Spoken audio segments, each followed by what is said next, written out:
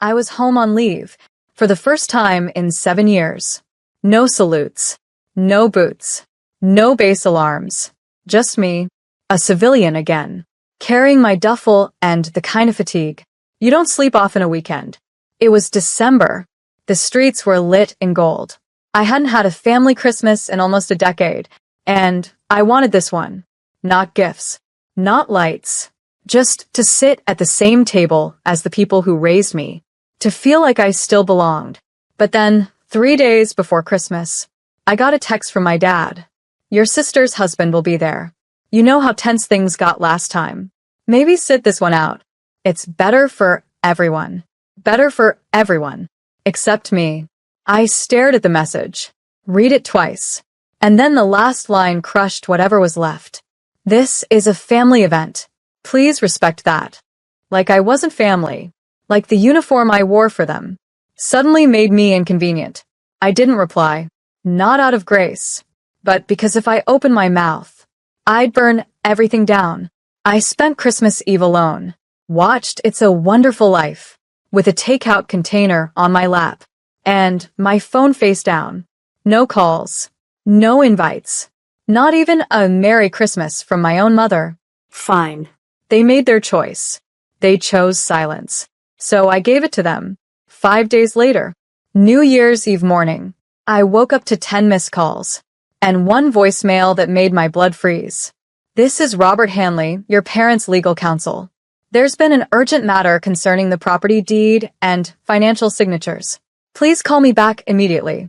Suddenly, I was family again, but they didn't know one thing. When they uninvited me from their table, they also severed the only tie holding their house together. My name, my signature, my generosity.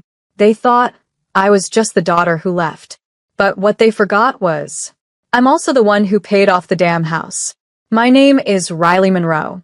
And from wherever you're watching this, stay with me. Because the home they locked me out of was built on my sacrifices. And now they were about to learn what it costs to shut out a soldier.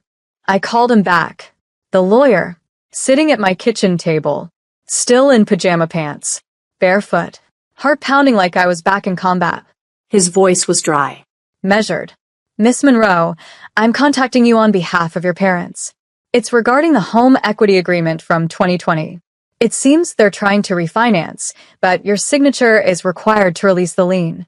I leaned back in the chair, blood turning cold. The lien I placed when I paid off their mortgage? He cleared his throat. Correct. You contributed the full amount, $148,000, I believe. I nodded to no one. Yeah, after my second deployment. They were drowning in debt, and I didn't ask for repayment. Yes, but you did require that your name be added as a lien holder, which gives you legal authority over the property. Right. I'd done that out of caution, a soldier's instinct, but I never imagined I'd need to use it. Until now. They want me to sign off?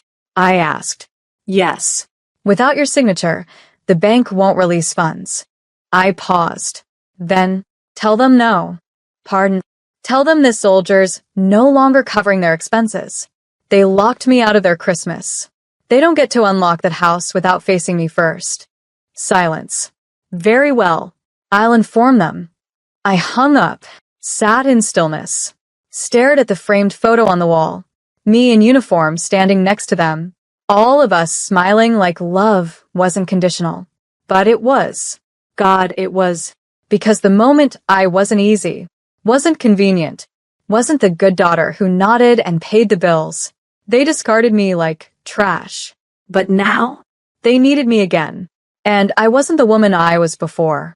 That day, I went to the county office, filed a freeze on the property title, not out of spite, out of principle. Then I drafted my own letter to Robert Hanley, legal counsel. Per the terms of the 2020 agreement, I declined to release the lien on the Monroe residence. This is a formal decision. No future requests will be considered. Signed, Riley Monroe. I mailed it, certified, because if they wanted to treat me like a stranger, I'd treat them like clients with unpaid debts. And this time, I had all the paperwork. 3 days later, my sister showed up at my door. No warning, No apology. Just a cold knock. And fake smile energy. She stood there in heels and fur. The same way she always did. Like life owed her something just for existing. "Riley," she said, "can we talk?" I stepped outside. Didn't invite her in. Didn't flinch. "You've got 5 minutes." She sighed. Rolled her eyes. Come on. "Don't be dramatic. It was just one Christmas. You know how Dad is. Tense. Old-fashioned." I stared at her. "He told me I wasn't welcome. You didn't even text." She waved her hand. "Yeah, but now things are complicated. We're trying to get a loan for some upgrades. The kitchen, maybe even a pool. You know, stuff for the grandkids." "Whose grandkids?" I asked. "Because you and your husband don't let mine call him Grandpa." She blinked. Didn't answer. Then she got to the point. "Look, the lawyer said you're blocking everything. Mom's stressed. Dad's furious. Can you just sign the release so we can move on?" "They told me not to show up to Christmas dinner," I said. "So I didn't. Now they need me? That's not how family works. That's how users operate." She bristled. Her voice sharpened. "You always think you're better because you wore a damn uniform." I stepped forward, eyes steady. "I don't think I'm better. I am better than people who treat their daughter like a wallet until she says no." She flinched, then muttered, "You'll regret this. You're cutting yourself off." I almost laughed. "You already cut me off. I'm just honoring it legally." She stormed off, heels clacking like thunder down the stairs. I watched her go. Then I walked back inside, shut the door, and felt something I hadn't felt in years. Peace. Not revenge. Not anger. Just a quiet, solid knowing. I owed them nothing. Not after the silence. Not after the exile. Not after the years I paid their debts with deployment checks. And never once asked for a thank you. This wasn't war. It was boundary. And this soldier finally realized, not every home is worth marching back into. The next move came fast. A Facebook post from my mother. A soft-lit photo of the house. A caption dripping in performance. "Sometimes the people you love most become strangers with pens and paperwork. Please pray for us. We just wanted to fix up our home for the family." Dozens of comments. Sympathy. Praise. Poor Mrs. Monroe. Families should stick together. Kids today have no heart. None of them knew. None of them had seen the text she sent me a week before Christmas. "Don't come. We've decided to keep it peaceful this year." Peaceful. They wanted peace without accountability. Unity without inclusion. My money without my presence. But I didn't reply. I didn't argue. Instead, I posted one thing. A photo from 2020. The signed lien agreement with all 3 of our signatures. Below it, my caption.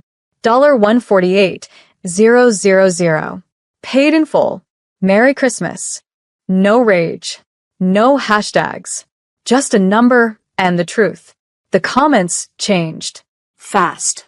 Some deleted theirs. Others started asking questions. "Wait, Riley paid off the house. This is her equity? Why wasn't that part mentioned?" My mother didn't respond. She just quietly deleted the post 2 hours later. Then came a message from their lawyer. This time more careful. "Given the recent circulation of documents, your parents are hoping to come to an amicable resolution." I didn't write back. My lawyer did. "My client is not interested in renegotiating boundaries she established after emotional and financial abuse. No further contact is welcome."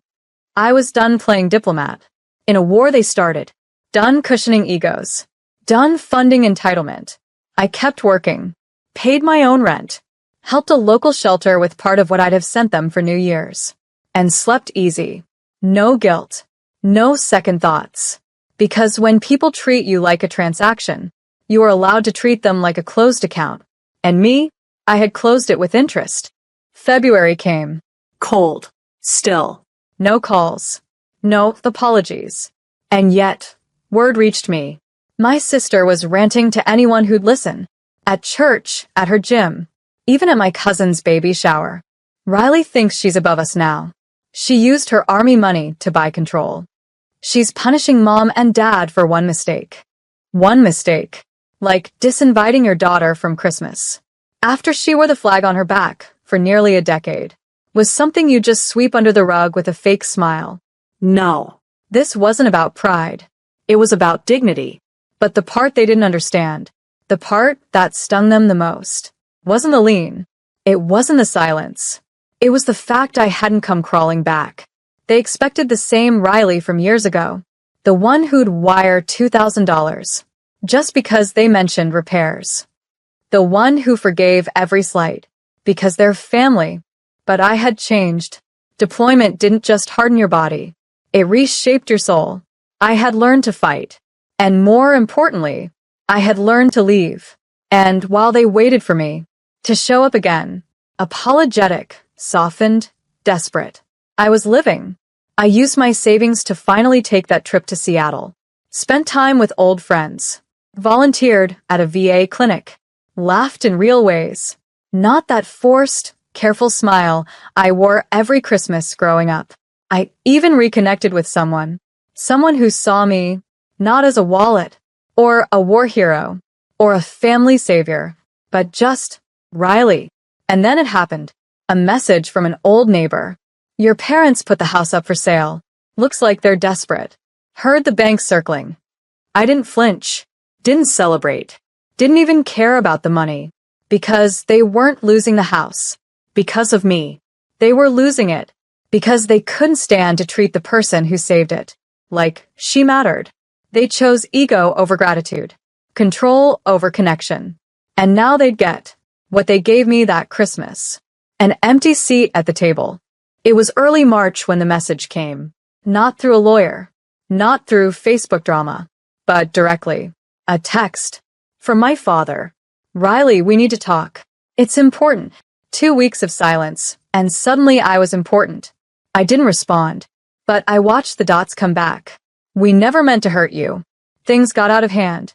Your mom's been under pressure. Your sister. She didn't mean it either. Please don't let this destroy the family. Destroy the family? I scrolled back up to that text from December. This is a family event. Please respect that. No invitation. No seat. No consideration. Now that the bank had frozen the loan. Now that the real estate agent had backed out. Now that their we'll figure it out attitude had turned into we're losing the house panic. Now, they remembered I was family. So I sent back one sentence. I'll meet you in public. We met at a diner. The kind where the coffee's burnt and the silence sticks. My father looked older. My mother had her church pearls on, the same ones she wore to every fake apology. My sister didn't come. Of course not. They smiled. Small. Tense. My mom spoke first. You look healthy. I know we've had tension. I said nothing. Just sipped my water. My dad leaned forward. We're sorry, Riley. We shouldn't have excluded you. You've done so much for us. We were wrong. The script was rehearsed. The tone too careful. Then the real reason surfaced. We're on the verge of losing the house. If you could just... I held up one hand. No. You didn't invite me to dinner. You uninvited me from family. I won't sign away the only protection I gave myself. Just because your consequences finally showed up. My mother's lip trembled. But we're your parents. I leaned in, voice calm. You taught me family is a choice. Every time you chose pride over love. Every time you made silence louder than support. Every time you asked for money. But never once asked if I was okay overseas. They looked like they were waiting for me to crack, to offer a middle ground, a lifeline. Instead, I stood. This meeting was a courtesy. I won't be signing. I won't be guilt. And I won't be the safety net. You only remember when the floor caves in. And as I walked out of that diner, past their stunned faces and cold coffee, I felt it in my chest. The weight was no longer mine. They tried one last thing. An envelope. Slipped under my apartment door. No stamp. No return address. Inside, a handwritten letter. A photo. And a check. The letter? My mother's script. Always too need to be honest. Riley, we've made mistakes. We know that now. We never meant to hurt you. The holidays weren't the same without you. Please consider this check. As a symbol of goodwill, let's rebuild. The photo? An old one. Me, age 12. Wearing a paper crown. Holding a present. Grinning like I didn't know what abandonment tasted like. And the check. $10,000. A payoff. A peace offering. A bribe. $10,000 to forget that they erased me. $10,000 to let them refinance the house. I paid off without hesitation. $10,000 to reopen a door. They slammed in my face over Christmas. I didn't tear it. I didn't burn it. I mailed it back. No note. No smiley face. No second chances. Just silence. The kind they taught me, only this time it was mine. That week, I sat with Ari, my goddaughter, and watched her rehearse for her school play. She asked me, "Did you ever have a mom like mine?" I smiled. No, baby. But I became the woman I needed, and that was enough. No more trying to prove my worth to people who counted my dollars, but never my sacrifice. I changed my number, filed a no-contact order. After they showed up at my job pretending to be confused, I gave their lawyer one final line. Tell them the lien stays. The silence stays. And this soldier has gone home to herself. Some people think the worst betrayals come from enemies, but I've learned it's the betrayal from blood that bleeds the slowest. Still, I didn't let it break me, because peace isn't something they can give or take. It's something I built, on my own terms, brick by brick, without their permission. Spring came, and with it, the listing. I didn't go looking for it, but a friend texted, "Your parents' house is on Zillow." I clicked the link. There it was. Front porch, still cracked. That same broken swing they never fixed. Described as charming fixer-upper. Asking price. $312,000. Reduced twice. Desperate. The photo of the kitchen made me laugh. That outdated tile? I paid for that renovation after my second tour. They were trying to sell the past, as if it hadn't been built on my back. A week later, my parents moved out. Foreclosure looming. Buyers uninterested. No equity left, because my signature was never given. I never got a thank you. Never got a call. Just the echo of their silence. Finally turned inward. And you know what? It felt good. Not revenge. Not cruelty. Closure. I took that lien release form, the one they begged for, and I burned it. Not as a favor to them, but as a ritual for me. A final act of letting go. Then I bought a small cabin in the woods. One floor. Big windows. Quiet. And this time, every nail, every light switch, every dish was mine. No strings. No debts. No guilt. I hosted my first Thanksgiving there. Just me, a few real friends, and Ari, who ran around barefoot, and called it our magic treehouse. She asked, "Will they ever say sorry?" I shook my head. They don't know how, but we do, and we know how to mean it. After dinner, we sat under the stars, wrapped in blankets, watching her roast marshmallows too long. She handed me the burnt one and said, "This one's for being the strongest girl I know." I took it, grinning, not because it was true, but because she believed it, and maybe, finally, so did I. I wasn't the estranged daughter, or the forgotten soldier, or the ATM in combat boots. I was free, I was whole, and I was done writing checks for people who never learned to say thank you. The house is still on the market, still empty, like the apologies that never came. And me, I've never been fuller.